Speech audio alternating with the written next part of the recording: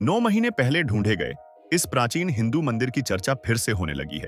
चलिए आपको बताते हैं मुरादाबाद से मिले इस प्राचीन मंदिर के बारे में, कैसे ये मंदिर ढूंढा गया और कुछ प्राचीन रोचक तथ्यों के बारे में। ये बात है एक पुराने मंदिर की जो पूरे 44 साल तक बंद पड़ा रहा। हाँ दोस्तों, पूरे 44 साल तक उसके दरवाजे नहीं खुले और जब खुले तो अंदर जो नजारा था उसने सबको चौंका दिया। टूटी हुई मूर्तियां, गायब शिवलिंग, जगह जगह धूल और मकड़ी के जाले, मानो समय रुक सा गया हो। लेकिन कहानी का सबसे खूबसूरत हिस्सा ये नहीं है कि मंदिर खुला, बल्कि ये है कि मंदिर खुलने के बाद वहां रहने वाले मुस्लिम भाइयों ने क्या कहा।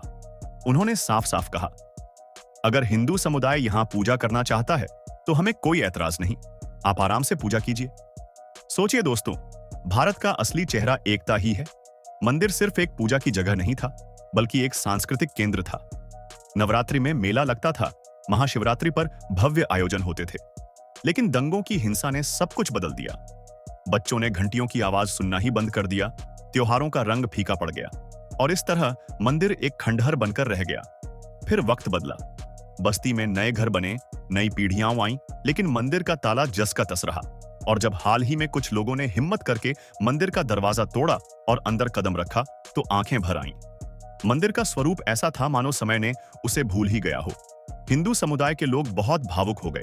किसी ने कहा, हमारे दादा दादी यहाँ पूजा करते थे, हमारी यादें इस मंदिर से जुड़ी हैं। तो किसी ने कहा, यह सिर्फ पत्थर का ढांचा नहीं, हमारी आस्था का प्रतीक है। शिवलिंग का गायब होना उनके दिल को चीर गया। लेकिन वहीं दूसरी तरफ मुस्लिम समुदाय की ओर से आया बयान सबके दिलों को छू गया। बस्ती के बुजुर्गों ने कहा, हमें कोई दिक्कत नहीं है अगर हिंदू भाई यहाँ पूजा करना चाहते हैं। आखिर अल्लाह और भगवान दोनों इंसानियत और मोहब्बत सिखाते हैं। कुछ युवाओं ने तो यहां तक कहा कि अगर मंदिर का पुनर्निर्माण किया जाएगा तो वे भी मदद करेंगे। अब सोचिए दोस्तों, यही तो असली भारत की तस्वीर है, जहां धर्म से ऊपर इंसानियत खड़ी होती है। अब जरा सोचिए, 44 साल तक मंदिर बंद रहा, प्रशासन ने कभी इसकी सुध नहीं ली, किसी ने सवाल नहीं उठाया कि शिवलिंग कहां गया, क्यों मंदिर खामोश पड़ा रहा। लेकिन अब जब बात उठी है तो लोग पूछ रहे हैं, मंदिर का भविष्य क्या होगा? क्या इसे नया रूप दिया जाएगा? क्या यहां फिर से पूजा होगी?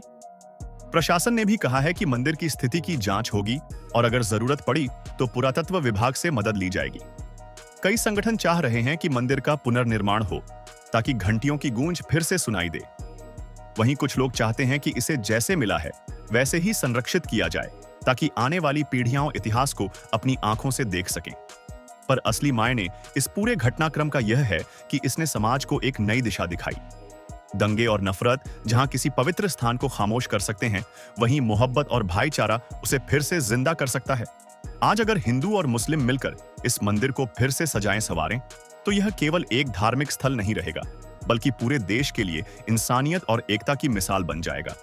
सोचिए, 44 साल तक मंदिर का दरवाजा बंद रहा, लेकिन अब दिलों के दरवाजे खुल गए हैं। टूटी हुई मूर्तियां और गायब शिवलिंग इंसानियत की ताकत के सामने बेमानी हो जाते हैं। मंदिर की घंटियां फिर से गूंजेंगी, बच्चे फिर से वहां खेलेंगे और त्योहार फिर से उसी रंग में मनाए जाएंगे जैसे कभी मनाए जाते थे।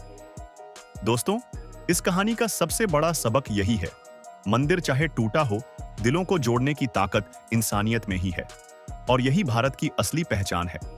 तो दोस्तों, आपको क्या लगता है, क्या ऐसे उदाहरण हमारे समाज को और मजबूत नहीं बनाते? क्या हमें भी अपने अपने इलाकों में इसी तरह का माहौल बनाने की कोशिश नहीं करनी चाहिए?